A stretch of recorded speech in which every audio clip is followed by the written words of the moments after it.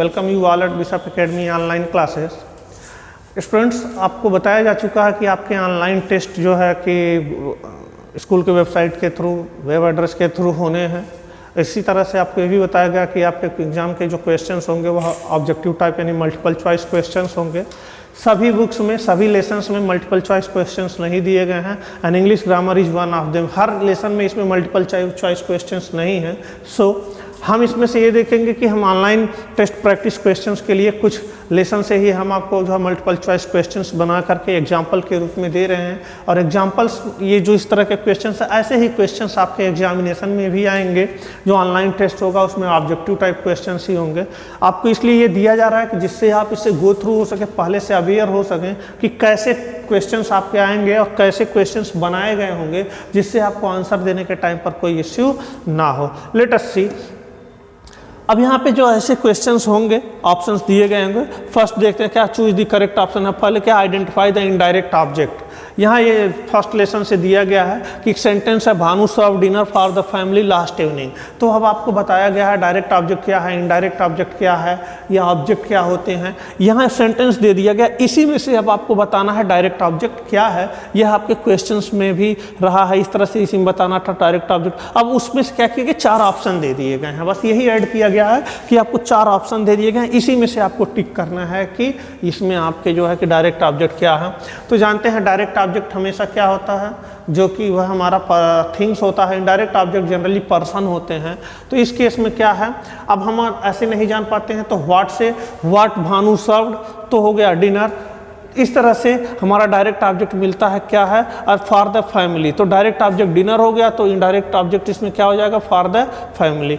तो Bhanu serve dinner for the family last evening, तो यहाँ द फैमिली हो गया आपका indirect object. Identify the subject, Cynthia the sweet girl sang a carol. Subject word identify करना है सेंटेंस में से। यह भी जो है कि एग्जाम्पल ही है, आपके बुक से क्वेश्चन लिए गए हैं। और ऑप्शन आपको 4 दे दिए गए हैं। तो इसमें सब्जेक्ट कौन है, कौन कैरोल किसने गाया, सिंथिया ने। यह उसका जो है नाउन इन अपोजिशन यूज किया गया इसको डिस्क्राइब करने के लिए, तो सिंथिया इसमें आपकी सब्जेक्ट है। Identify the interrogative sentences in the following.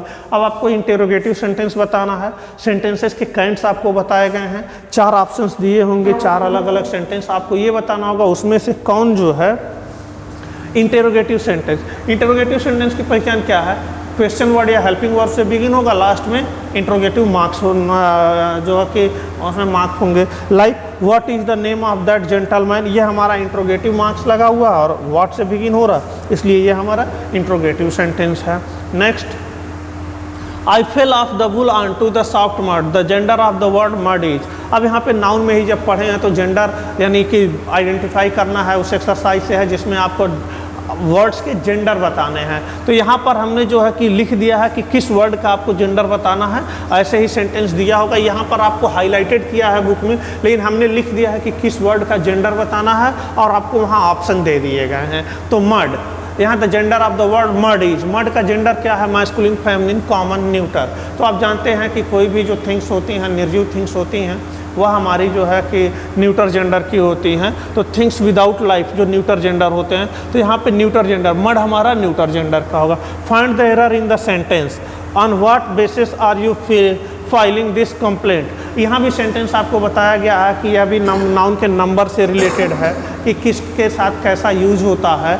तो अब यहाँ पे ये आपको बताना है कि सेंटेंस में रॉन्ग पार्ट कौन सा है, on what basis are you feeling this complaint. इसी सेंटेंस को 4 भागों में, 3 भागों में ब्रेक कर दिया गया और एक लिख दिया है डी, नो एरर। आपको बताना है सेंटेंस के किस पार्ट में एरर है। जैसे on what basis are you filing this complaint, जानते हैं बेसिस ये हमारा प्लूरल है और हमें ऑन व्हाट बेसिस, किस बेसिस पर, तो ऑन व्हाट BASIS होगा, न कि SES। तो ये हमारा रॉन्ग पार्ट है, ऑन व्हाट बेसिस, जबकि ये होना चाहिए ऑन व्हाट बेसिस। एग्जाम्पल आपको जब बताया गया है तो उसमें करेक्शन करने के लिए बताया गया, बेसिस को बेसिस में है, तो इसी तरह से करेक्शन आपको इसमें से करना है कि एरर बताना है कि किस पार्ट में एरर है। तो एरर पार्ट जो है ऑन व्हाट बेसिस है। अगर नहीं कोई एरर आपको दिखता है तो आप नो एरर पर टिक करेंगे। तो इस तरह से ये क्वेश्चंस दिए गए हैं। Choose the correct indefinite pronoun.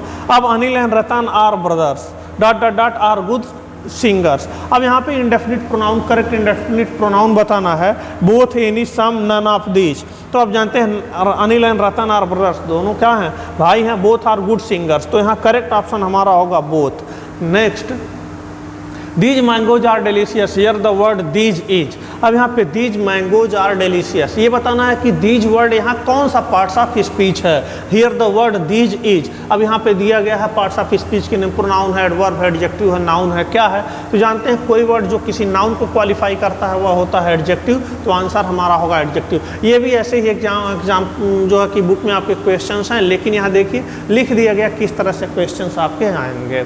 Choose the correct option. अब यहाँ भी है फिलअप करना है आई नीड, आपको यहाँ भरवाए 2 ऑप्शन दिए गए थे लेकिन हमने 4 ऑप्शन कर दिए हैं और 1 ऑप्शन सही है। I need dot dot dot honey to prepare this dish, much, many, few, some. तो I need some honey to prepare this dish. Choose the correct option. Is there dot dot dot milk in the refrigerator. अब यहाँ पे जानते हैं negative sentence में सम, any में से किसका यूज होता है, एनी का होता है, मेनी का, फ्यू का ये यूजेस अलग अलग केस में होता है। तो इंट्रोगेटिव सेंटेंस में यहाँ पे हम is there any milk in the refrigerator.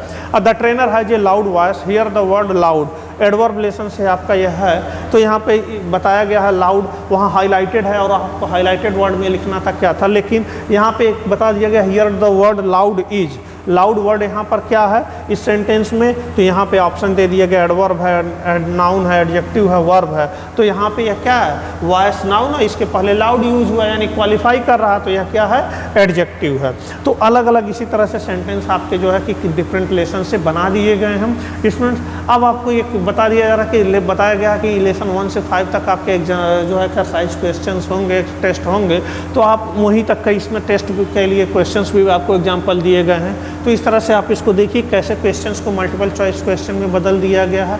इसी के बेस पर आप लर्न करिए, उसको प्रिपेयर करिए और आपके क्वेश्चंस जो है कि मल्टीपल चॉइस होंगे तो उसका आप आंसर देंगे। Thank you for watching.